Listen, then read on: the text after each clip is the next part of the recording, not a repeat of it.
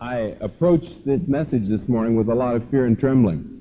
I have been working on it for 3 years, and it's not done yet. But I figure in that this is the next to last chance I have to speak to you. I better do it now or never. I want to talk to you about a subject which is very, very touchy here on our campus. It's touchy because in some ways it's at the heart of what is one of the things that's distinctive about Asbury. It's touchy because it's a concern for you, and that is Asbury's rules. When people talk about Asbury, they say it's a place with a lot of rules. What about those rules? Are they just an expression of the past? Are they an expression of some people who are out of touch with life as it is today? Is it just sort of something that's there and we keep doing it because it's there?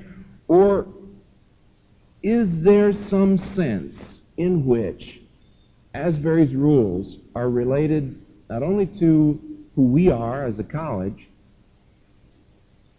but our understanding of what Christianity means? I think you know where I'll come down. I think that although we could discuss this rule or that rule or the other one, who we are as a group of people is integrally related to what we decide are the parameters for our living. So I hope that you will pray for me and with me as I talk to you this morning. I'm talking pretty personally. I'm talking as the president. Not every faculty person would necessarily agree with where I come out. Not every board member would agree with where I come out. Unfortunately, or fortunately, it's the task of the president to try to pull all of the strands together and to represent the whole. Why do we have rules anyway in life? Why do we have rules anywhere? And surely the answer is that in order for us human beings to accomplish a set goal, we have to agree upon certain parameters.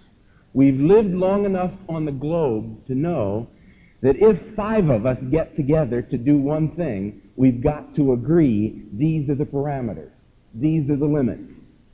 Otherwise, we're going to have chaos. That's true in games. The first thing you do when you sit down to play a game is to say, what are the rules? Why? Because we can't play this game unless we all agree on the parameters. We're going to play Monopoly. Oh, goody. Well, I get $1,000 every time I go around Go. No. 200. No more, no less. Why? Well, it won't work if we don't do that. Going to play soccer. Here comes the guy down the field, and I'm the last person between the goalie and that guy. And he's good. So what am I going to do? I'm going to lay a cross-body block on him. And what will the ref say? Out. Hey, I didn't mean to break his neck. Out. But ref, I mean, the goal of the game is to keep that ball from going in that net. Out. We've agreed that this particular game has these parameters. And we cannot play the game unless it has that commitment on the part of all of us to follow those parameters. Why? Why do we human beings have to have an agreed upon set of parameters if we're to work together? Why do we have to have a ref? Why do we have to have an umpire? And there are really 2 reasons. One of the reasons is fallibility. No matter how much I intend to play that game just right, I'm not going to play it just right. I'm going to be imperfect. Going for that soccer ball, really going for the ball, I may still trip that guy and the game won't work. And so there's got to be a ref there to enforce it and to say, John, I know you didn't plan to trip him, but you did, and the game won't work. We can't do it. Human fallibility is one reason why in the game of life there are rules. But there's another one, and it's more serious. And that's human sinfulness, human corruption. There's something in us that says if there's a way that I can get something for myself that they can't get, I want it. If there's a way I can short-circuit the rules to make it work to my benefit and somebody else's disadvantage, I'll do it.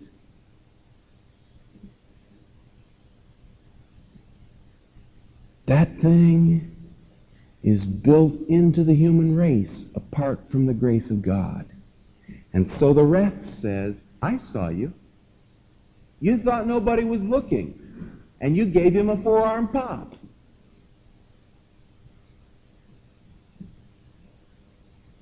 Won't work. So that in all of life, there have got to be those agreed upon parameters where we say, here are the limits. Within these limits, this is possible, and we'll be able to work together toward a common goal in an organized fashion. For 5,000 years of human civilization, chaos has been waiting on the doorstep.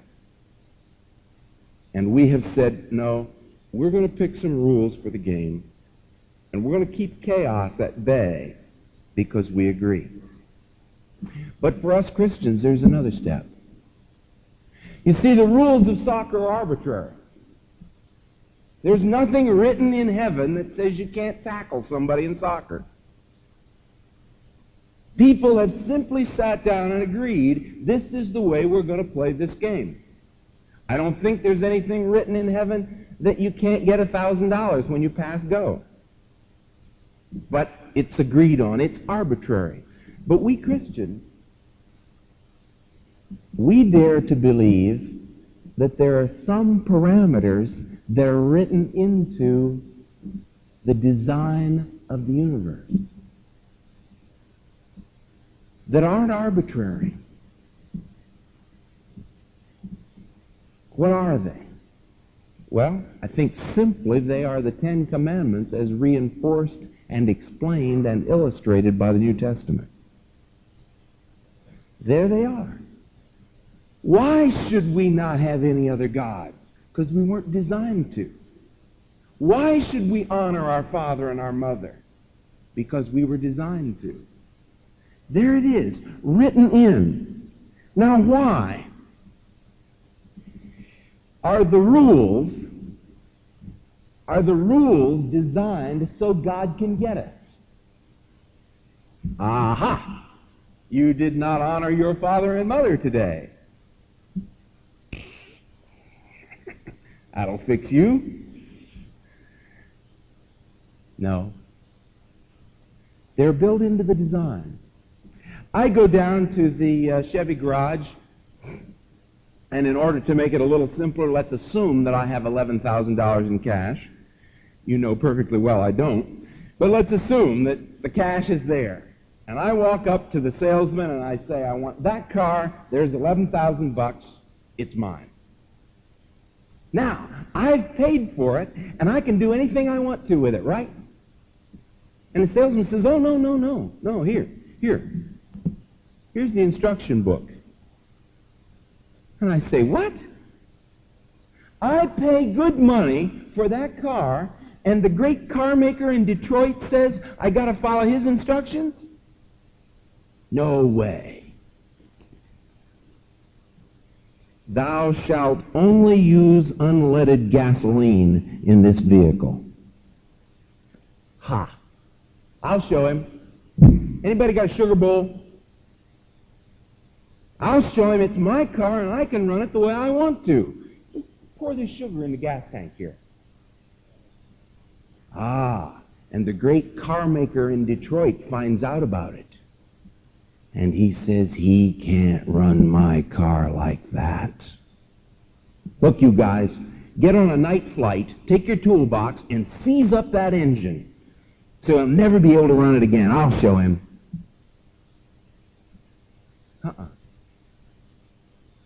The engine is going to seize up because it was never meant to be run on sugar. It wasn't designed to run on sugar. In the same way, human beings were not meant to have sex outside of a lifelong bond between a man and a woman. Is God sitting in heaven and says, aha, look at those two people in the back seat of that car. I'll fix them. I'll ruin their lives for them. No. He weeps.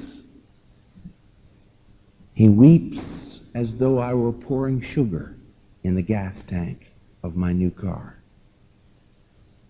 And says, they weren't designed for that. They weren't designed for that. Is there forgiveness? Thank God there's forgiveness. Is there restoration? Thank God there's restoration.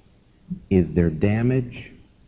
Yes, there is damage.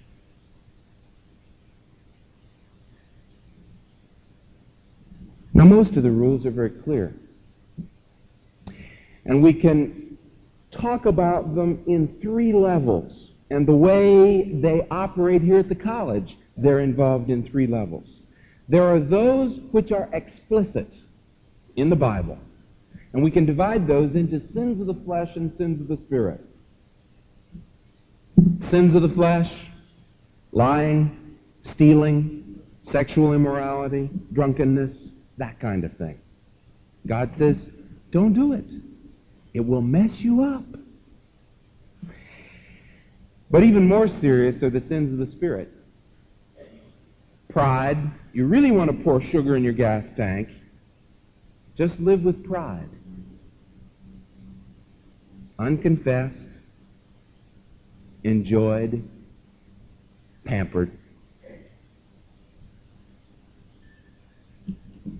Envy, gossip, covetousness. Sins of the flesh, sins of the spirit. God says, don't do it. These are the parameters that are built into the universe. Life won't work unless you live within those parameters. But then you'd have to take another step, a step of extrapolation. You've got situations which the Bible does not address directly. And so you've got to take those principles and you've got to say, okay, how would those principles apply to this situation? Abortion is a very obvious example. The Bible does not speak directly to abortion. So we ask ourselves, is abortion murder? And depending on how we answer that question, we then ought to be in a position to say, yes, that's right or that's wrong. That's extrapolation, where we are taking the biblical standards, the biblical truths, and applying them to a situation that is not directly addressed. Modesty. The Bible says some things about our sexuality, how we use it, how we flaunt it, and we make some extrapolations about what's modest and what's not modest in a given setting. Habits. The Bible does not address cigarettes. What about habits which in fact get an addictive hold upon me and make it impossible for me to say, the Lord is number one in my life? Thrift, responsibility, those kinds of things, extrapolations. But there's a third step, and this one gets more fuzzy. You go from explicit statements to extrapolated statements to implications. For instance, what about appearance?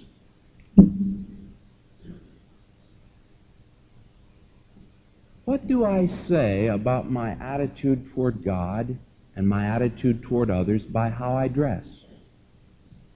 That's going to be different in different places. But the issue is, am I dealing with that thing? Am I realizing that my relationship to God has got some implications? For instance,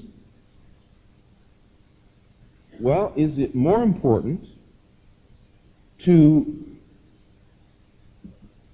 look good, or is it more important to do the right thing? Obviously, if we have to choose between the two, if it's either or, then for heaven's sake, do the right thing and don't worry about the clothes. But why choose? Why not, in fact, make a statement about the importance of what we're doing by how we dress? Because, in fact, our dress is a statement. That's an inference. That's an implication. How about manners? You say, now, wait a minute. You really have gone far afield now. I mean, what do manners have to do with the Word of God? Well, I have a teenage son and a pre-teenage son, and we go round and round about this all the time, so I'm really primed on this one.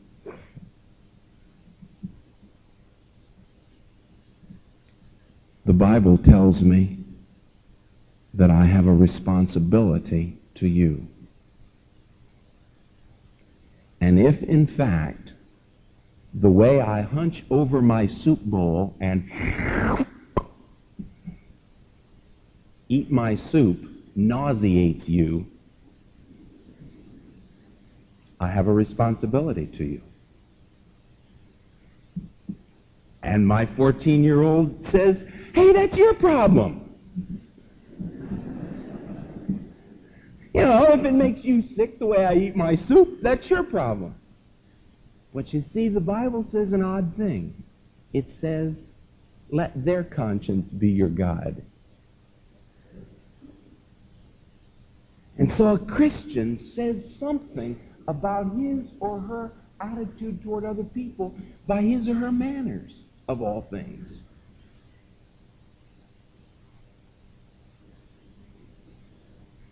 So we go from explicit statements to extrapolated statements to implied statements. And I admit freely that when we get down to that level of implication, there's room for difference, but I don't think there's room for difference on the principle involved.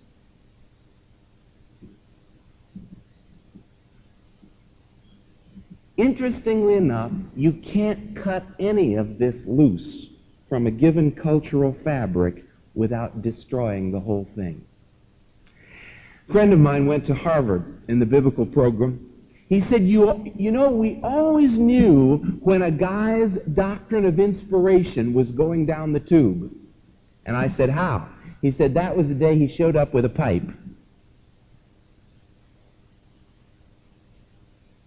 Now, C.S. Lewis smoked a pipe. C.S. Lewis drank beer. Wasn't it okay for C.S. Lewis? Wasn't he a great Christian? Yes. But you know what?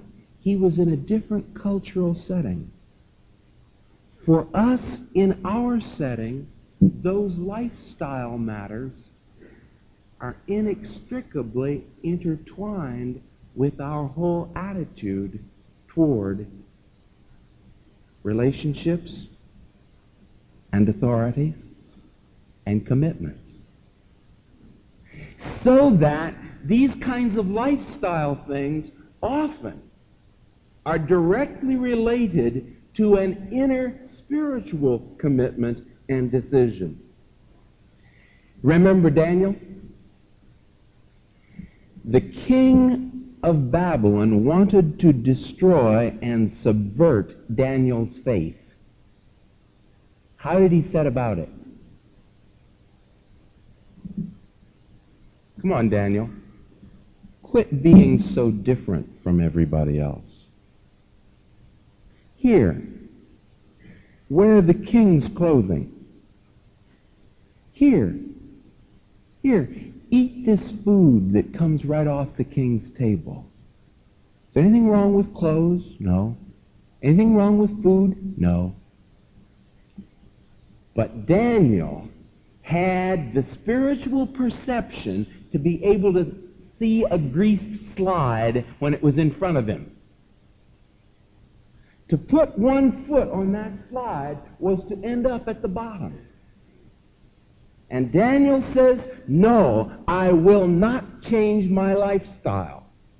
My lifestyle is an expression of an inner spiritual commitment. And I say to you this morning, Asbury's lifestyle may not be the right lifestyle or the perfect lifestyle, but I want to tell you, lifestyle and Christian commitment are inextricably intertwined. You cannot say, I love the Lord and I'll wear whatever I want to whenever I want to. It cannot be done. And so Daniel says, no, I choose to be different at this physical point because I am different at a spiritual point, and I know the two are linked together. But you say, now wait a minute, Oswalt, you have left aside a basic point, and that is we are Christians. We're not Jews. We Christians know that we're not saved by keeping rules. In fact, we know on the basis of Romans that if you try to save yourself by keeping the rules, that's a sure way to damn yourself.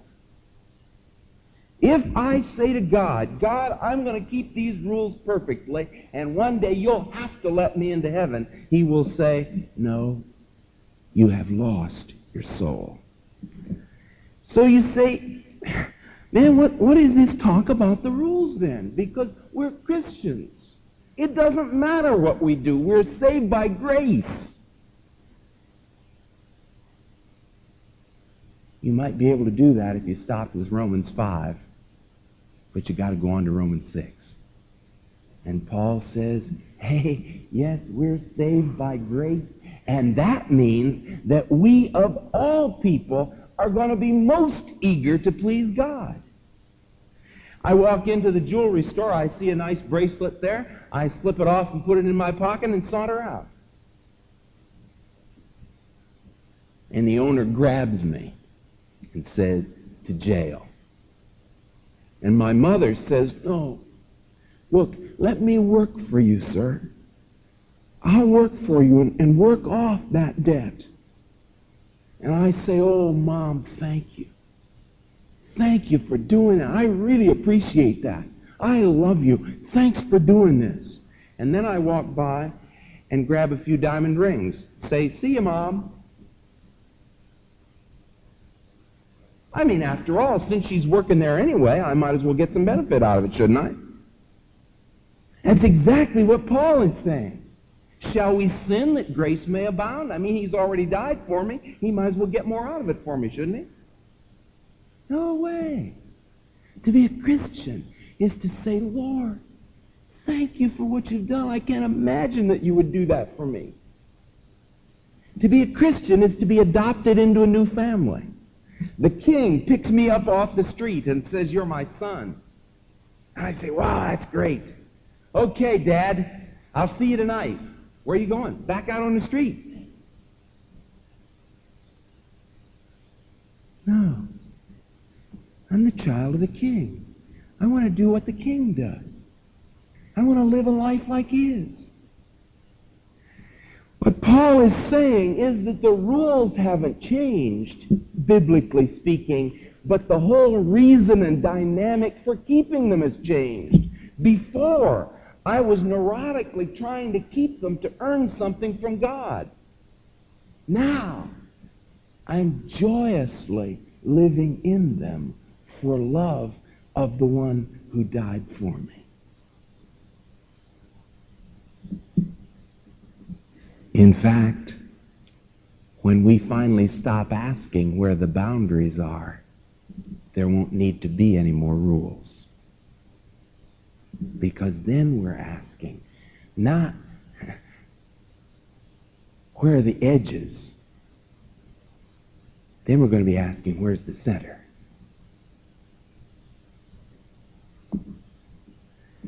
But you say, but why is Asbury so strict? Okay, I accept that any organization has got to have rules if it is to work. I accept that there are Christian standards which have extrapolations and implications. I accept that as a Christian, I'm interested in pleasing God, not just on the edges, but all out. But why is Asbury so strict? Well, first of all, let me say that's a little relative. Strict compared to what? You probably, well, maybe you will believe it, but I get alumni about once a month who moan to me about how loose Asbury has become from what it used to be. What's happened? Our society's standards have disintegrated in 20 years. They have dropped off the edge. Asbury has moved dramatically, really. But it simply hasn't gone to pieces like our society. And so many of you come from situations where there are virtually no standards. And you come into a society where there are standards, and it's tough. I know that. I can only say it's not as tough as it could be. For what little comfort that is. But you say, still, why? Why does Asbury feel the need to be so strict about these things? Well, there's some possible reasons. You say, I guess you don't trust us. I guess you're trying to protect us from a big bad world. I guess you're trying to make us Christians through rules. Now hear me. Each of those is partly true. But before I try to explain what I mean there, let me tell you a story. How many of you have seen the movie Karate Kid? Okay, a lot of you. For those of you who haven't, let me fill you in on the story real quickly. This kid moves from New Jersey with his mother to California and has the very bad misfortune to attract the girl whom the big man in high school thinks he owns. And the big man in high school is a karate champion. And this guy, the Karate Kid, is sort of small and skinny and, you're a 90-pound weakling. And it's a bad scene. This big blonde Nazi is going to pound this kid in the ground.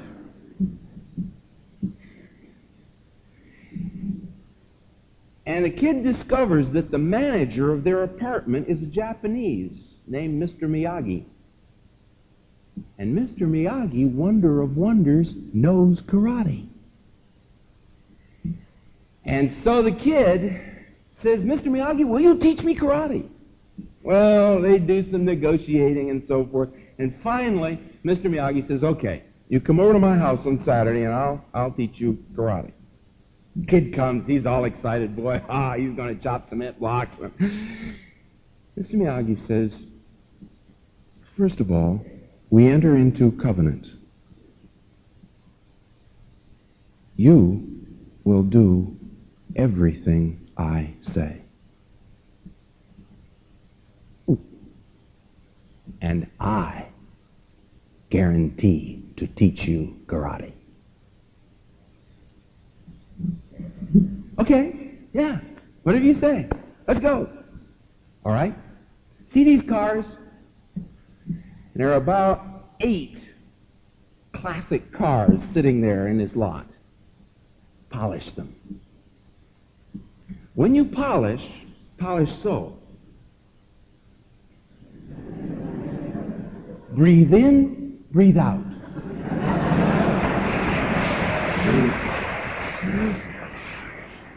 Use other hands, so. Well, All right. So he starts. You know, about midnight, he comes staggering in and says, they're done. Mr. Miyagi says, good, good. See you next week. Okay. He comes back next week. Mr. Miyagi says, see fence? Yeah. Fence must be painted. Paint, paintbrush, like so.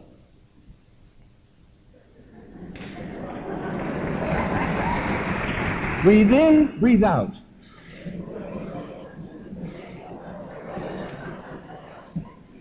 About 3 o'clock, the kid comes in. He says, I'm done. Ah, outside too? Outside? Yeah, like so.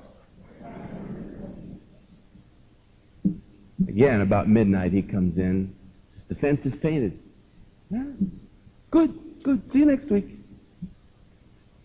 Now, the kid is at the boiling point. He comes back next week. Mr. Miyagi says, come out into the garden. Beautiful Japanese garden. And there are these little decks around. Decks need sanding. Sandpaper, deck, like so. Breathe in, breathe out. Well, the kid finally finishes it. It's late at night. He's had it. And he explodes. He says, Mr. Miyagi, you have not taught me any karate. You've just been getting me polish your old cars and paint your stupid fence and sand your dumb deck. Mr. Miyagi says, ah, so. And lets out a screech and comes at him. And the kid goes,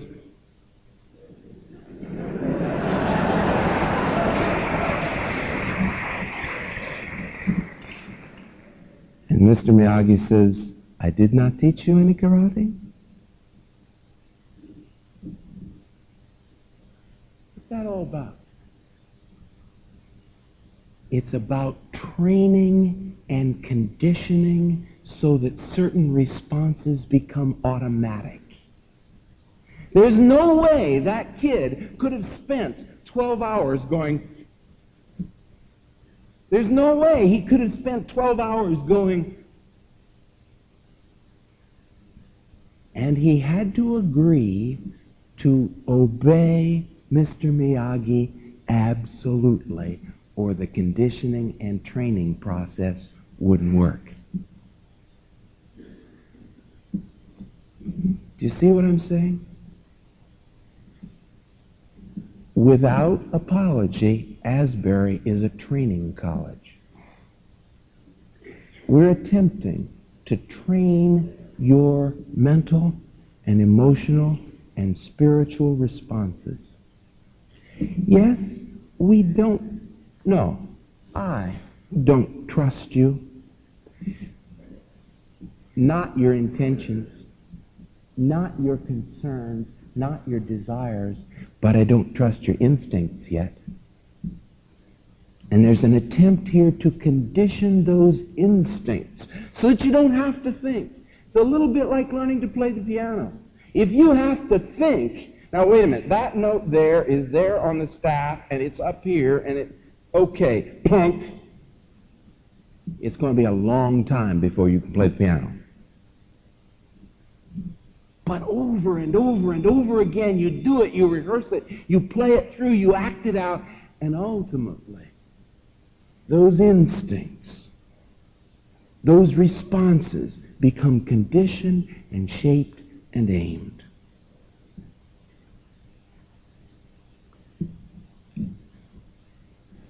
Paul says it in the passage that was read for you. Don't you know that everybody in a race competes, but only one receives the prize? So run that you may obtain the prize. Every athlete exercises self-control in everything, and they do it to receive a wreath that fades. We do it to receive a wreath that never fades. Well, I want to tell you, I don't just run aimlessly. I run determinedly. I work at the thing. I don't just beat the air. Hey, man, I pound that bag like it was going to get me. I pummel my body. Our society says indulge yourself, play it loose, do whatever you want. Paul says, oh no, I beat it. I beat my body. I bring that thing into subjection. So, man, when I see that tape as I come around the back stretch, I'm still going to have all that I need for that last kick to get it.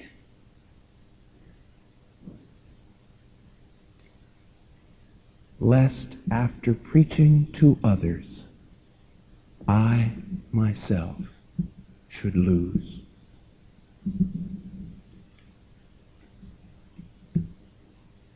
There are a lot of things we do wrong at Asbury. I won't bore you by telling you which. But there's some things that we do right. And I hope maybe you feel a little more clearly that you understand why some of us do what we do to you. It's not just to fence you in. It's in the hope and the dream that on the day when somebody comes at you, ha! You'll be able to go,